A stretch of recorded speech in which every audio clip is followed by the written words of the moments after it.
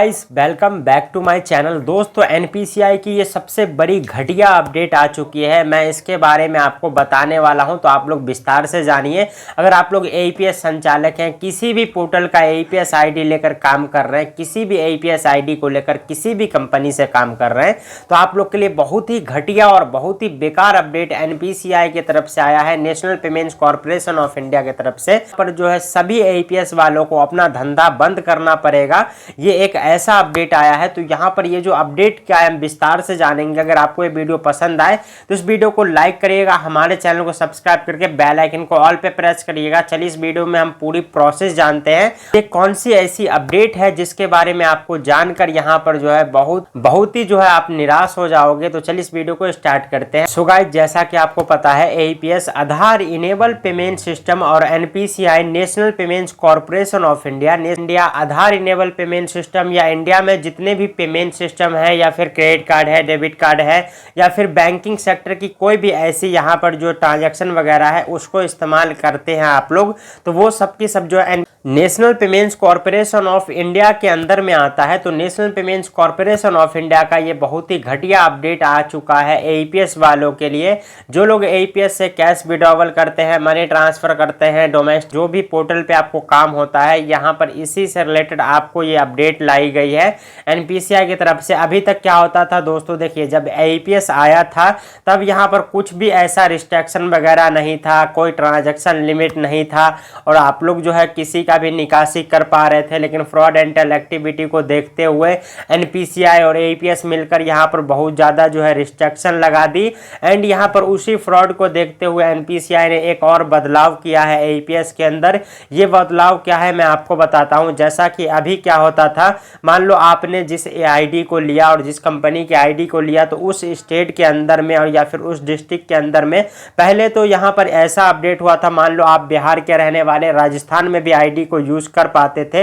And यहाँ पर अगर राजस्थान के हैं तो हरियाणा में, पंजाब में भी आप लोग आईडी को जो है यूज कर पाते थे, उसे ट्रांजैक्शन वगैरह हो जाता था। लेकिन उसके बाद जो है एईपीएस कंपनी वो यहाँ पर स्टेट वाइज भी रख दी कि आप लोग राजस्थान के हैं तो राजस्थान में ही काम कर सकते हैं, एंड बिहार के हैं तो बिहार में ही काम कर सकते हैं। उसके बाद सबसे बड़ा रिस्ट्रिक्शन लाया गया। रिस्ट्रिक्शन ये था कि आप लोग डिस्ट्रिक्ट में ही काम कर सकते हैं। डिस्ट्रिक्ट में आप लोग तो काम कर रहे थे, मान लो आप यहाँ पर राजस्थान से हो, राजस्थान में जयपुर में रहते हो, तो ऑल ओवर जयपुर में कहीं से भी आप लोग यहाँ पर ट्रांजैक्शन कर पाते थे अपने एईपीएस आईडी को लॉगिन करके और उस पर काम कर पाते थे। लेकिन अभी जो है एईपीएस वालों के लिए बहुत ही बड़ा बदलाव किया गया है NPCI national payments corporation of India की तरफ से। ये है यहाँ पर अपडेट कि आप लोग मान लो आपने यहाँ पर जो एड्रेस आधार कार्ड में दिया है और जो एड्रेस का आपने यहाँ पर एड्रेस प्रूफ इस्तेमाल किया है, उसी एड्रेस पे आपको रहकर काम करना होगा।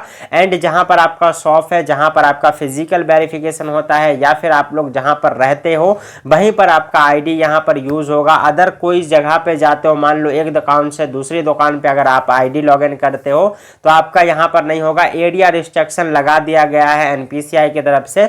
लेकिन यहां पर ये जो है सभी एईपीएस वालों के लिए अभी फिलहाल नहीं हुआ है, कुछ ही एईपीएस वालों के लिए यहाँ पर जो है एरिया रिस्ट्रिक्शन का यहाँ पर जो है ये एरर शो हो रहा है कि मान लो आप अपने दुकान पे लॉगिन तो कर पा रहे हो, दूसरे जगह पे जाते हो तो आप लोग आईडी को लॉगिन नहीं कर पा रहे हो। तो ये सबसे बड़ा जो है डिसएडवांटेज यहाँ पर जो है कर दिया है। और इसका यहाँ पर बहुत ही बड़ा जो है यहाँ पर साइड इफेक्ट देखने को मिला है बहुत सारे एईपीएस संचालक को। जैसा कि मान लो आपका जो घर है वो यहाँ पर अपने शॉप से जो है 5 किलोमीटर दूर है या 2-3 किलोमीटर दूर है, तो आपको अभी तक क्या होता था कि आप जो है यहाँ पर अपने स्टेट या अपने डिस्ट्रिक्ट के अंदर कहीं पे भी उस आईडी को यूज करके आप लोग ट्रांजैक्शन कर लेते थे। लेकिन अभी एनपीसीआई की जो न्यू रूल एंड रेगुलेशन लाई गई है उसमें एईपीएस को सख्त निर्देश दिया गया है कि जो भी एईपीएस संचालक है जिस एरिया की उसकी डॉक्यूमेंट है उसी एरिया में रहकर वो काम कर सकता है। एंड यहाँ पर उस एरिया से अदर एरिया में जाने की या आईडी लॉगिन करने की, ट्रांजैक्शन करने की कोशिश करेगा तो उसका आईडी जो है परमानेंट डीएक्टिवेट कर दिया जाएगा। ये सभी एईपीएस वालों के लिए भी लागू नहीं हुआ है फिलहाल में,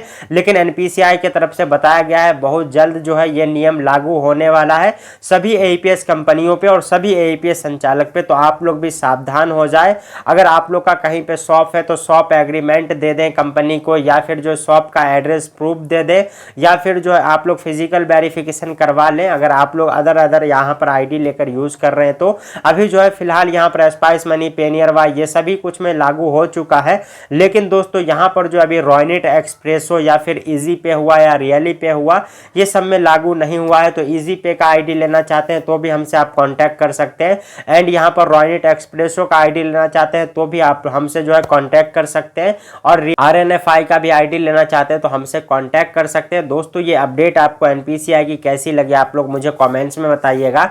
अब जो है यहाँ पर ये साइड इफेक्ट देखने को मिल रहा है कि मान लो आप जो शॉप पे हो, दुकान बंद करके घर पे जाते हो, वहां पर किसी का ट्रांजैक्शन करना है तो वहां पर आपका नहीं हो पाएगा। जिस एरिया में आप रहोगे, जिस एरिया में आप काम करोगे, जो एरिया आपका यहाँ पर एड्रेस में दिया गया है उसी एरिया में आप लोग काम कर सकते हो।